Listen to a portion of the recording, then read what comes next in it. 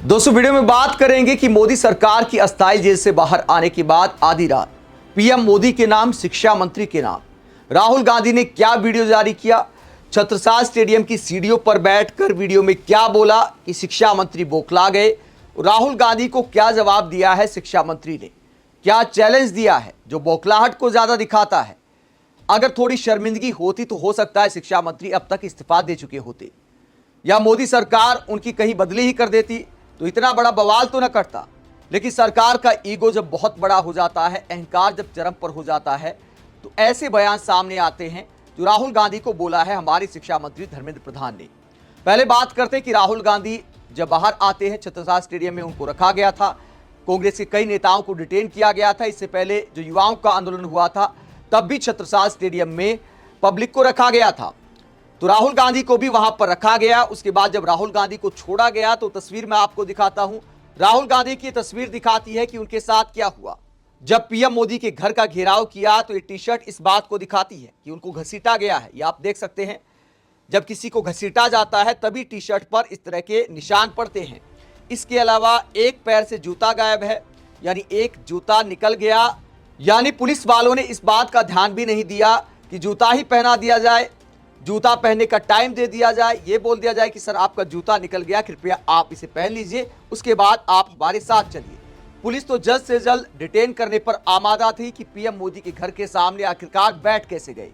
इसलिए राहुल गांधी के साथ, प्रियंका गांधी के साथ ऐसी तस्वीरें सामने आई जो सवाल उठाती है कि क्या इस तरह का व्यवहार करना चाहिए। एक और वीडियो आप देख सकते हैं, प्रियंका गांधी को जब डिटेन किया गया, एक युवा लड़की, पुलिस की युवा लड़की गर्दन पर हाथ लगाती है। आप देख सकते हैं गर्दन पर हाथ लगाया पुलिस कांस्टेबल ने। उसके बाद प्रियंका गांधी क्या करती हैं, प्रियंका गांधी को उठाने में पुलिस कांस्टेबल के बाल बिखर जाते हैं, तो प्रियंका गांधी एक मां की तरह उनके बाल संवारती हैं। तो ये भी लोकतंत्र की एक बड़ी खूबसूरत तस्वीर नजर आई। लेकिन राहुल गांधी के साथ जो किया गया और उनकी जो तस्वीर नजर आई वो अपने आप में शर्मनाक है। ये तस्वीर अपने आप में पूरी कहानी को बयां करती है। इसके बाद छत्रसाल स्टेडियम की सीढ़ियों पर बैठकर देश के प्रधानमंत्री के नाम क्या बोलते राहुल गांधी, जरा सुनिए।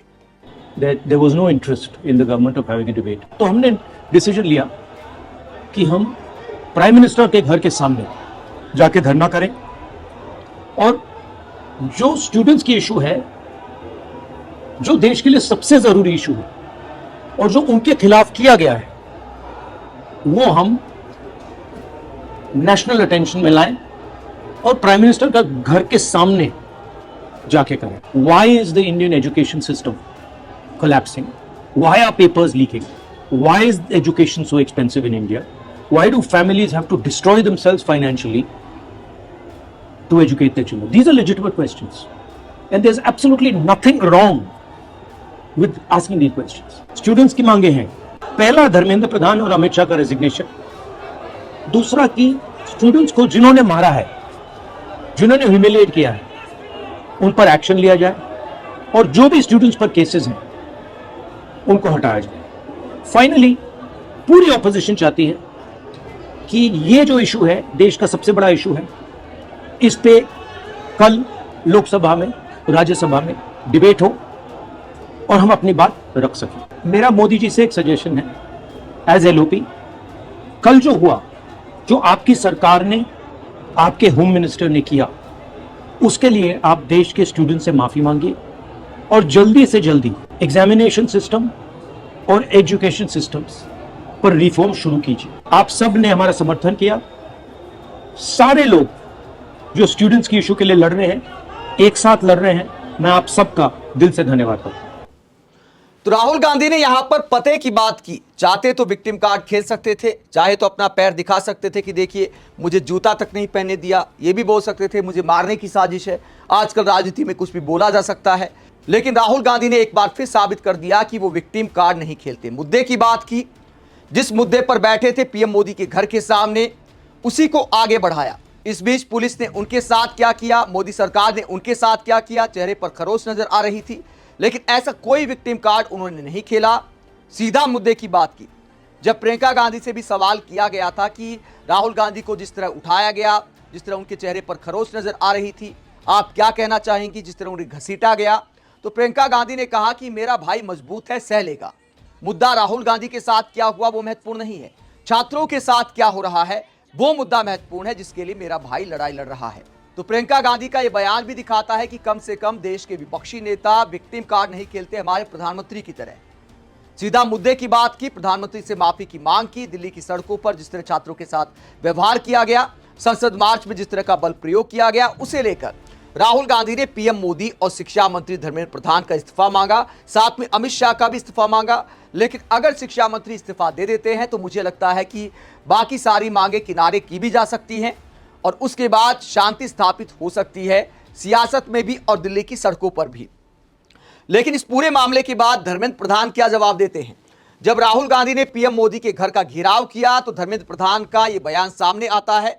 और यह बयान क्या कहता है? अंग्रेजी में बयान है, इसका हिंदी अनुवाद मैं आपको बता देता हूं कि क्या बोला हमारे शिक्षा मंत्री धर्मेंद्र प्रधान ने, जिनके इस्तीफे को लेकर देश भर में प्रोटेस्ट हो रहे हैं। राहुल गांधी पर भड़ास निकालते हुए धर्मेंद्र प्रधान कहते हैं, विपक्ष के नेता राहुल गांधी और कांग्रेस संसद के मौसूम सत्र के दौरान हंगामा करने के लिए छात्रों का राजनीतिक हथियार के तौर पर बेशर्मी से इस्तेमाल कर रहे हैं। राहुल गांधी और कांग्रेस ने माननीय प्रधानमंत्री के आवास के बाहर धरना देने का फैसला किया, जिससे जनता को परेशानी हुई और सुरक्षा के तय नियमों की अनदेखी की गई। आगे धर्मेंद्र प्रधान कहते हैं कि हमारी सरकार नीट पर चर्चा करने और सदन में युवाओं की हर जायज चिंता का समाधान करने के लिए पूरी तरह प्रतिबद्ध है। भारत के छात्र राजनीतिक अभियान में मोहरे की तरह इस्तेमाल किए जाने की बजाय बेहतर व्यवहार के हकदार हैं।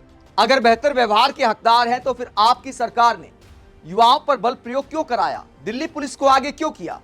जिस तरह बेदर्दी से युवाओं को पीटा गया, क्या उस तरह के व्यवहार के हकदार हैं? आगे धर्मेंद्र प्रधान कहते हैं, वो अराजकता की बजाय निश्चितता, नारों की बजाय समाधान और हंगामे की बजाय जिम्मेदारी के हकदार हैं। हम अपने छात्रों के प्रति सिर्फ आक्रोश दिखाने से कहीं ज्यादा के लिए जिम्मेदार हैं। हम उन्हें जवाब, सुधार और जवाबदेही देने के लिए जिम्मेदार हैं। हमारी सरकार ठीक यही सब करने के लिए प्रतिबद्ध है। अगर धर्मेंद्र प्रधान वाकई जवाबदेही में यकीन रखते हैं, कहते हैं कि हम उसके लिए जिम्मेदार हैं, तो नैतिकता के आधार पर इस्तीफा दे देना चाहिए। इस तरह की लफाजी अगर करते हैं तो उसे हकीकत में भी करके दिखाना चाहिए। आगे वो कहते हैं, सरकार द्वारा व्यापक चर्चा के लिए तैयार होने की बात कहने के बाद भी कांग्रेस ने लोकतांत्रिक बहस की बजाय राजनीतिक तमाशा करना चुना। उनका मकसद कभी भी छात्रों के लिए समाधान खोजना नहीं था, बल्कि राजनीतिक सुर्खियां बटोरने के लिए हंगामा करना था। राहुल गांधी के लिए यह मामला छात्रों का नहीं है, यह मामला चर्चा के हर सही रास्ते के खुले होने के बावजूद टकराव पैदा करने का है। तो धर्मेंद्र प्रधान कहते हैं कि बातचीत करनी चाहिए। तो फिर काम रोको प्रस्ताव अगर विपक्ष लाना चाहता है, अगर प्रश्नकाल में ही चर्चा करना चाहता है, तो सरकार तैयार क्यों नहीं है? जब स्पीकर ओम बिरला से राहुल गांधी मुलाकात करते हैं तो वो कहते हैं कि सरकार से पूछकर बताऊंगा। जिसके बाद राहुल गांधी ने पीएम मोदी के घर का घेराव किया और इस बात का जिक्र वीडियो में भी राहुल गांधी ने किया। तो अगर सरकार तैयार है, प्रधानमंत्री तैयार है, पीएम मोदी को क्या दिखाई नहीं देता? एकदम से अनदेखी कर दी। संसद के सत्र की शुरुआत से पहले 28 साल के युवाओं का जिक्र तो प्रधानमंत्री ने किया कि अंतरिक्ष में झंडे गाड़ दिए। 56 साल के राहुल गांधी का मजाक भी उड़ा दिया। मैं किसी 56 साल के नौजवान की बात नहीं कर रहा। लेकिन जो युवा 18 साल के युवा, 20 साल के युवा, 22 साल के युवा दिल्ली की सड़कों पर हैं, छात्र छात्राएं प्रोटेस्ट कर रहे हैं, क्या पीएम मोदी को सुनाई नहीं देता? क्या पीएम मोदी को सरकार की आलोचना, सरकार के बारे में कोई बुराई करता है या आंखें खोलने की कोशिश करता है, क्या वो दिखाई नहीं देता? क्या पीएम मोदी उस पर बोलना पसंद नहीं करते? कम से कम पीएम मोदी शांति बनाए रखने की अपील कर देते। कम से कम इतना बोल देते कि हम आपके साथ हैं, जो प्रोटेस्ट करने आए हैं वो भी हमारे बच्चे हैं, क्योंकि वो पूरे देश के प्रधानमंत्री हैं। तो अगर इतना बोल देते तो शायद पब्लिक का गुस्सा थोड़ा शांत हो जाता। तो सरकार अगर वाकई चर्चा है तो अहंकार को साइड में रखना चाहिए। और अगर विपक्ष मांग कर रहा है, अगर संसद में कोई प्रावधान किया गया है, असाधारण हालात अगर सरकार को दिखाई देते हैं और अगर सरकार इन हालात को असाधारण नहीं मानती है, तो फिर सरकार को अहंकार वाला चश्मा बड़ा तगड़ा लगा है, उस चश्मे को उतार कर हालात देखने चाहिए। हालात संवेदनशील है। हम पब्लिक से भी अपील करते हैं, छात्रों से भी अपील करते हैं कि शांति बनाए रखें। कल रात को जिस तरह के वीडियो सामने आए हैं वो भी दिल को विचलित करने वाले हैं। आंदोलन तभी कामयाब होता है जब वो शांतिपूर्ण होता है। हिंसा के लिए किसी आंदोलन में कोई जगह नहीं होती। तो सभी छात्रों से हाथ जोड़कर अपील है कि अगर अपने आंदोलन को कामयाब करना चाहते हैं, अगर ये चाहते हैं कि प्रोटेस्ट लंबा चले, सरकार तक अपनी बात पहुंचाई जाए, सरकार कोई सुनवाई करे, तो शांतिपूर्ण रास्ता ही एकमात्र रास्ता है। वरना किसी आंदोलन में अगर हिंसा शामिल हो जाती है तो वो आंदोलन समाप्ति के करीब आ जाता है। तो हो सकता है युवाओं के साथ इसमें असामाजिक तत्व भी घुस आए हों, कई तरह की साजिश हो सकती है। तो यहां पर आंदोलन को लीड करने वाले कुकुर जनता पार्टी की लीडरशिप का भी इम्तिहान है।